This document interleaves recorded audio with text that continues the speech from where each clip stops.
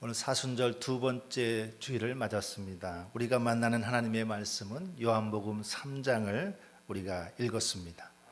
요한복음 3장에 등장하는 한 사람이 있는데 그 사람의 이름이 니고데모라고 하는 사람입니다. 요한복음이 아니면 이 사람을 우리가 알 수도 없고 어떤 일이 있었는가 알지도 못할 텐데 요한복음에만 등장하는 인물 니고데모라고 하는 사람이 오늘 밤중에 예수님을 찾아온 이야기로 시작을 합니다. 그냥 니고데모가 예수님을 찾아왔다 이렇게 해도 될 것인데 성경에는 밤에 찾아왔다고 설명하고 있습니다. 요한복음에서 밤이라고 하는 것은 우리가 흔히 이제 낮, 밤 이렇게 생각하는 그런 시간의 개념 정도가 아니라 조금 더 깊은 의미를 가지고 있습니다. 요한복음 1장을 읽어보면 이것을 알 수 있는데요. 태초에 말씀이 계셨다. 이 말씀이 하나님이시고 그 안에 생명이 있었으니 이 생명은 사람들의 빛이라 그랬습니다. 근데 빛이 어둠에 비치되 어둠이 깨닫지 못하더라. 빛이 오셨는데 어둠에 비쳤는데 어둠이 깨닫지 못했다. 그리고 이 빛에 대해서 증언하러 온 사람이 있는데 그 사람이 요한이었다 이렇게 소개합니다.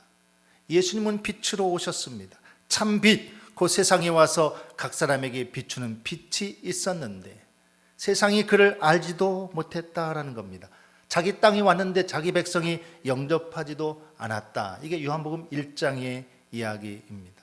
이렇게 본다면 빛, 어둠, 낮, 밤 이것은 어떤 의미인지 요한복음에서는 조금 더 다르게 다가온다는 것이죠. 단순한 밤의 시간이 아니라 어둠이다. 믿지 않는다. 영접하지 않는다. 깨닫지 못한다. 그런 의미로 쓰여지고 있습니다. 아직 완전하지 않은 그런 믿음. 믿기는 믿는데 아직 완전하지 않은 것. 그런 시간이 이 어둠의 시간이고 밤의 시간이다라는 것이죠. 1절은 니고데모를 어떻게 소개하고 있습니까? 바리새인 중에 니고데모라 하는 사람이 있으니 유대인의 지도자라. 그가 밤중에 예수님을 찾아왔지만 그 사람은 어떤 사람이냐? 잘 모르고 잘 깨닫지 못하고 무지한 사람이 아니라 유대인의 지도자, 공회원, 그러니까 사내들인 공회원의 회원, 바리새파 사람. 이 바리새파 사람은 성경을 잘 알 뿐 아니라 정말 열정적으로 신앙생활에 임하는 사람들이었습니다. 바리새인 중에 니고데모라는 사람이 있으니 유대인의 지도자. 그 밑에 보면 사내들인 공회원 이렇게 설명이 되어 있죠. 각 주에. 그러면 이 니고데모는 이 공회원은 왜 밤중에 예수님을 찾아왔을까요? 대낮에 찾아오는 것이 부담스러워서 그랬을 수도 있습니다. 바리새파 사람들은 예수님과 관계가 달갑지 않기 때문에 그런 이유도 될 것입니다. 아니면 저분은 내가 생각하는 그분이 맞나? 이거 대놓고 물어볼 수도 없고 다른 사람이 있는 데서 물어볼 수도 없고 그런 마음으로 찾아온 것은 아닐까? 여러분 생각해 보십시오. 우리 지역에 국회의원이 왔다 아니면 도의원이 왔다 언제 옵니까? 낮에 오죠. 행사에 가죠. 그래서 사람들에게 자기를 드러내고 인사하고 높으신 분들은 그렇습니다. 이 사내들인 공회원 이 사람이 밤중에 조용히 찾아올 리는 없습니다. 다 드러내놓고 다니는 사람입니다. 그런데 이 공회원이 밤에 조용히 누군가를 찾아왔다. 이 니고데모가 밤에 예수님을 찾아왔다는 것은 이 시간이 아니면 다른 사람이 안 보는 이 시간이 아니면 자기가 가지고 있는 이 문제 아니면 어떤 의심, 의문 아니면 자기만 가지고 있는 어떤 고독함 이런 것을 쉽게 누군가에게 꺼낼 수 없기 때문입니다. 그런데 예수님에게 그것을 꺼내고 싶었습니다. 자기가 가지고 있는 마음 또는 의문. 정말 저분이 하나님이 보내신 분인가? 어떤 현상으로 보면 분명히 표적, 기적이 일어나고 있습니다. 뭔가 심각한 일이 벌어지고 있습니다. 근데 정말 저분이 하나님이 보낸 사람인가? 예수님 앞에 와서 니고데모가 이렇게 묻습니다. 랍비요, 당신이 행하시는 표적을 보니 당신은 하나님께로부터 온 선생인 줄 우리가 아나이다. 표적을 보면 뭔가 있구나. 그런데 아직 확신하지는 못했습니다. 그래서 오늘 조용히 예수님 앞에 찾아온 것이죠. 밤에 찾아왔다라고 하는 것을 우리는 이렇게 해석할 수도 있습니다. 우리가 예수 믿어서 교회 다니고 또 직분도 갖고 오랫동안 신앙생활을 했지만 우리 안에 확신하지 못하는 연약한 믿음, 분명히 오랜 시간 동안 교회 다니고 예수를 믿었는데 내 안에 확신을 주지 못하는, 하나님이 정말 이런 것이 하나님의 뜻일까? 그런 생각들을 가지고 있을 때 우리도 의심의 밤, 의문의 밤을 가질 수 있습니다. 여러분, 요한복음 3장에서 여러분에게 제일 중요한 말씀은 한 구절을 꼽으라면 뭡니까? 저는 단언하건대 요한복음 3장 16절이 아닐까.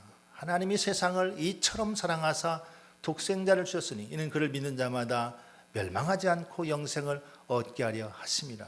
이것을 성경을 통틀어서 한 줄의 복음이다, 이렇게 말하기도 합니다.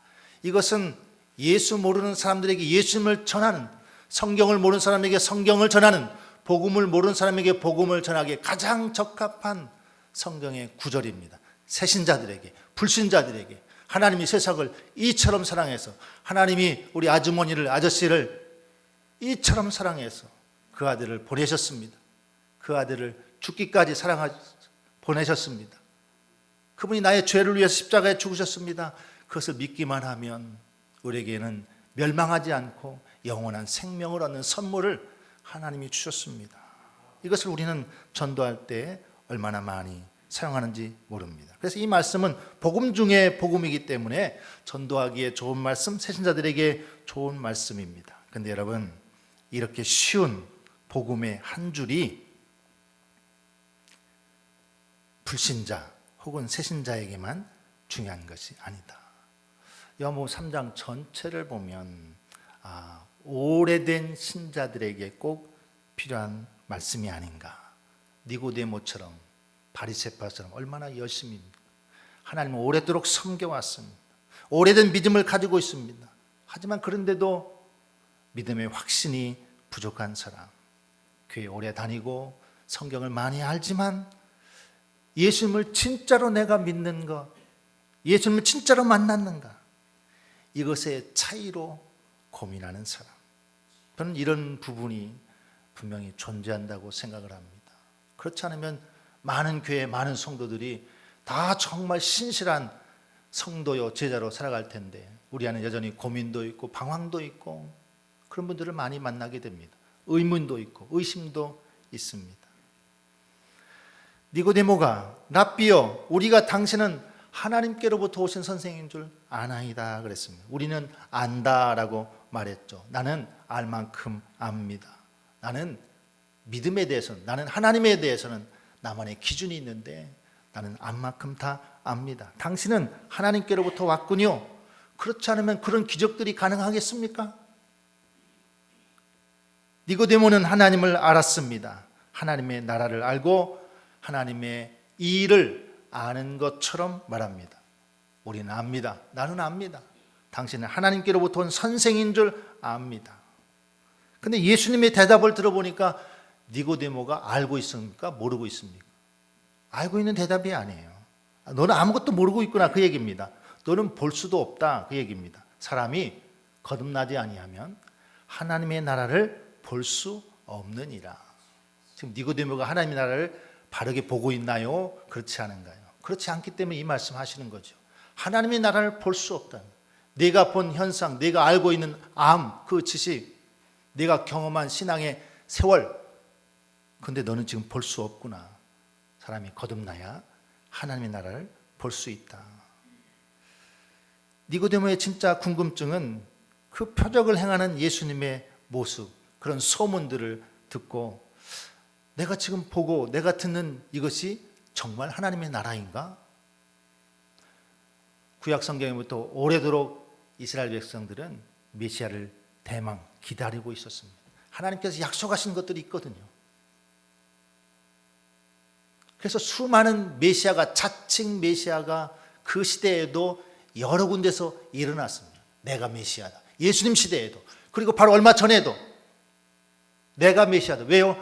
그들은 하나님께서 메시아를 보내겠다고 하는 그 말씀을 소망하고 바라고 기다리고 있었는데, 그러던 중에 내가 메시아다고 하는 가짜 메시아도 등장을 했습니다. 그런데 예수님이 등장해서 센세이션을 일으킵니다. 병자를 고치고요, 죽은 자를 살리고요, 어마어마한 표적들이 일어납니다. 그러니 내가 지금 보고 있는 것이, 내가 들은 소문이 정말 하나님의 나라인가? 아마 이런 질문일 겁니다. 근데 예수님의 대답은요, 좀 엉뚱한 대답이죠. 하나님의 나라를 보려면은 너는 어떻게 해야 된다? 다시 태어나야 된다. 너는 다시 태어나야 된다. 거기 아주 중요한 단어가 등장했습니다. 거듭나야 한다. 거듭나야 하나님의 나라를 본다. 거듭나야 하나님의 나라에 들어간다. 여러분의 성경에도 그 거듭나다, 거기에 숫자가 달려있죠. 각주 아래에 보면 이렇게 써 있습니다. 또는 위에서 나야 한다. 다시 나야 한다. 위에서 나야 한다. 우리는 거듭난다는 말을 성경에서 너무나 많이 들었기 때문에 다시 난다로 대부분 이해하고 해석을 합니다. 이 거듭난다는 헬라어 단어는 두 가지 의미가 있습니다. 하나는 위에서, 위로부터 라는 뜻이고, 또 하나는 다시, born again, 다시 태어나는 것. 이 두 가지 뜻이 있습니다. 니고데모는 뭐로 들었습니까? 다시 태어나는 걸로 들었습니다. 어떻게 제가 엄마 뱃속에 들어갔다가 다시 태어나겠습니까? 나이 든 사람이 어떻게 다시 어린아이로 태어나겠습니까? 그런데 예수님께서 말씀하신 뜻이 위에서 나지 아니하면 하나님의 나라를 볼 수 없다, 이 말로 이해하면 그 말씀이 다르게 들립니다. 예수는 위에서 태어나야 한다라고 말했는데, 니고데모는 다시 태어난다고 들었다면 어떻겠습니까? 사람이 어떻게 엄마 뱃속에 들어가 다시 나겠습니까? 니고데모가 물었을 때 예수님은 물과 성령으로 나지 아니하면 하나님의 나라에 들어갈 수 없다라고 대답하셨습니다. 우리가 하나님 믿고 예수님 믿고 교회 다니고 그 사람 달라졌어, 교회 다니더니 좀 변했어, 사람이 말하는 것, 생각하는 것, 태도가 좀 달라졌어, 그렇게 개선될 수가 있고 달라질 수가 있습니다. 그런데 거듭남이라고 하는 것은 내가 거짓말 10번 하다가 한 번 하고, 나쁜 짓 10번 하다가 한 번 하고, 조금씩 개선되고 달라지는 그런 인간성의 개선이 아니라 나의 부단한 신앙의 노력으로 달라지는 그 무엇이 아니라, 마치 하나님께서 위에서부터 부어주셔서, 위에서부터 나를 다시 살게 하셨어, 위에서부터 나를 다시 생각하게 하셨어, 다가오시는 그 무엇이 될 수 있다. 거듭남은 내가 만들 수 있는 나의 변화가 아니라 철저히 하나님이 위로부터 부어주시는 새로운 창조다. 저는 이런 해석을 굉장히 지지하는 편입니다. 여러분, 바람이 붑니다. 바람을 볼 수 있습니까? 바람을 붙잡을 수 있습니까? 이것은 하나님께서 보내시는 겁니다. 위에서부터 우리를 붙잡아 주시고 새롭게 하시는 것은 바로 이런 것입니다. 예수님이 이것을 성령으로 난다라고 말씀했습니다. 물이나 성령은 다 위로부터 주시는 겁니다. 전통적으로 물과 성령을 거듭난다 할 때 물을 세례로 이야기도 하고 또 물을 말씀으로 말하기도 합니다. 저는 물과 성령이 같다고 생각합니다. 위에서부터 성령으로 주시는 것. 그 뒤에 나오는 예수님의 이야기는 다 성령의 이야기이거든요. 물과 성령 다 위로부터 오죠. 하나님께서 역사하시고 하나님께서 붙드시고 하나님께서 주관하시고 하나님께서 은혜를 주시고 하나님께서 믿음을 주시고 위로부터 나를 붙잡아 주시는 그 하나님의 사랑의 행위가 바로 위로부터라고 하는 그 말이다라고 저는 생각을 합니다. 신앙은 내가 붙잡는 나의 끊임없는 나의 노력이 아니라 오늘도 나를 붙잡아 주시는 하나님의 은혜, 하나님의 사랑이다. 그러면 하나님은 위에서부터 무엇을 주시고 위에서부터 무엇으로 우리를 새롭게 하려고 하십니까? 그 이야기가 요한복음 3장 16절입니다. 하나님이 세상을 이처럼 사랑하사 독생자를 주셨으니, 이 말씀을 좀 더 구체적으로 이해하려면 17절을 읽어야 되겠죠. 17절, 하나님이 그 아들을 세상에 보내신 것은 세상을 심판하려 하심이 아니요 그로 말미암아 세상이 구원을 받게 하려 하심이라. 세상이라는 말이 여러 번 나왔습니다. 세상, 여기서 말하는 세상은 어떻게 보면 하나님께 심판받아야 될 대상인지도 모릅니다. 세상은 하나님에 대해서 늘 거스릅니다. 세상은 타락했습니다. 세상은 깨끗하지 못합니다.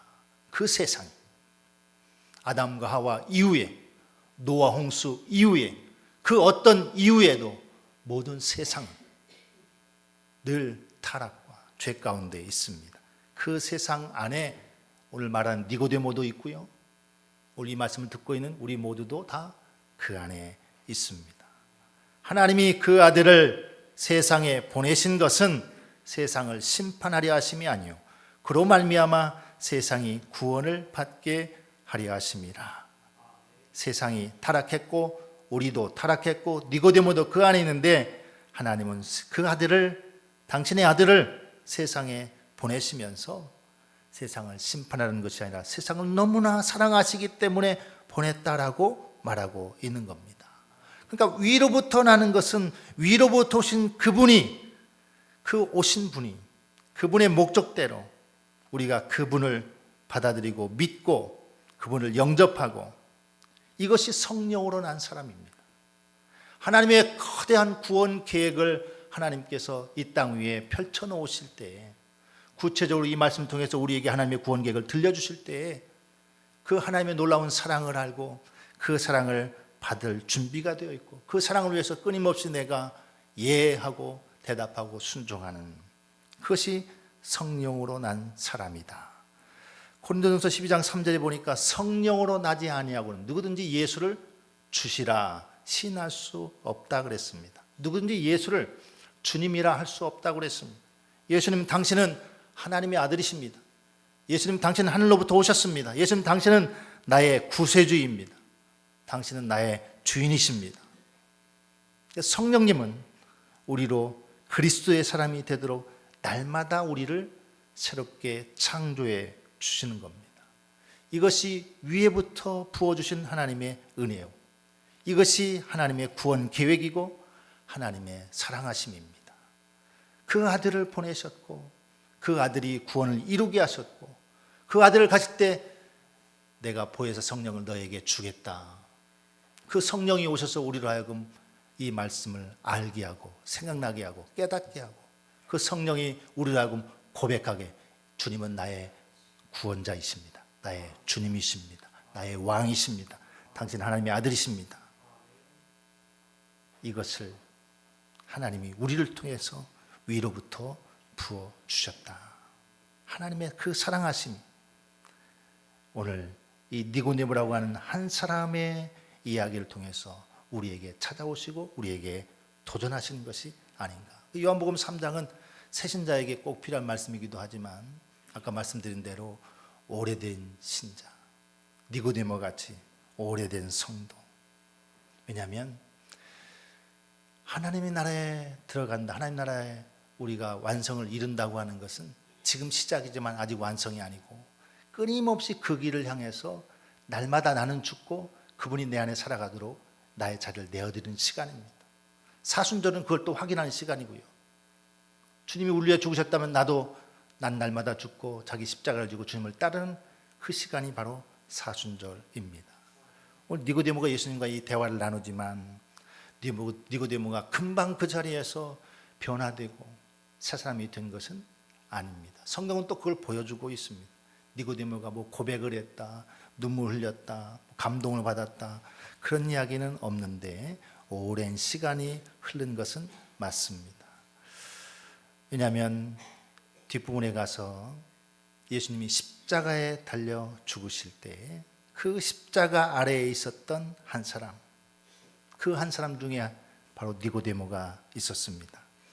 아리마대 사람 요셉은 예수의 제자이나 유대인이 두려워 그것을 숨기더니 2일 후에 빌라도에게 예수를 시체를 가져가기를 구하며 빌라도가 허락하는지라. 이에 가서 예수의 시체를 가져가니라. 일찍이 예수께 밤에 찾아왔던 니고데모도 모략과 침향 섞은 것을 100리트라쯤 가지고 온지라.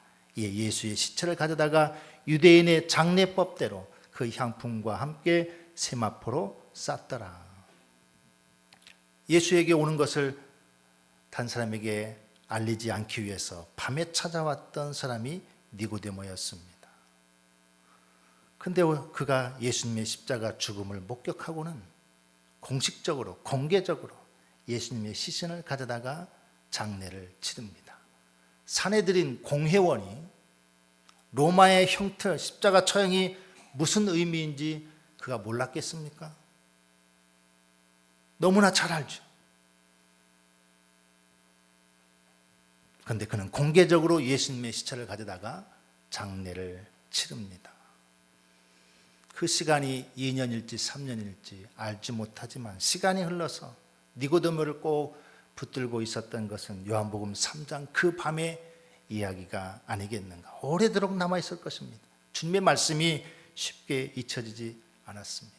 위로부터 부어주시는 하나님의 은혜가 그를 붙잡았을 것입니다. 성령이 그를 붙들었을 것입니다. 그래서 그분이 하나님의 아들이심을 그가 받아들이고 공개적으로 이런 행보를 보였을 것입니다.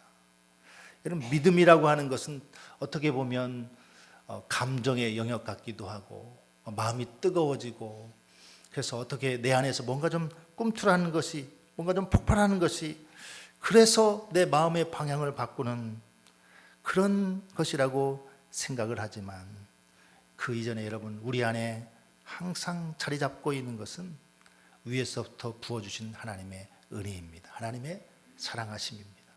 우리가 연약하고 죄 많고 넘어질 수밖에 없는 그런 존재인데 하나님이 내가 너희를 심판하러 오는 것이 아니야. 내가 너희를 사랑해서 너희를 구원하기 위해서 왔다고 하는, 그래서 끊임없이 우리에게 찾아오시고 우리 안에 성령을 부어주시어서 예수 그리스도의 사람이 되기 원하는 그 하나님의 끊임없는 사랑이 저와 여러분을 다르게 하고 저와 여러분을 십자가의 사람으로 만드는 것이 아니겠는가.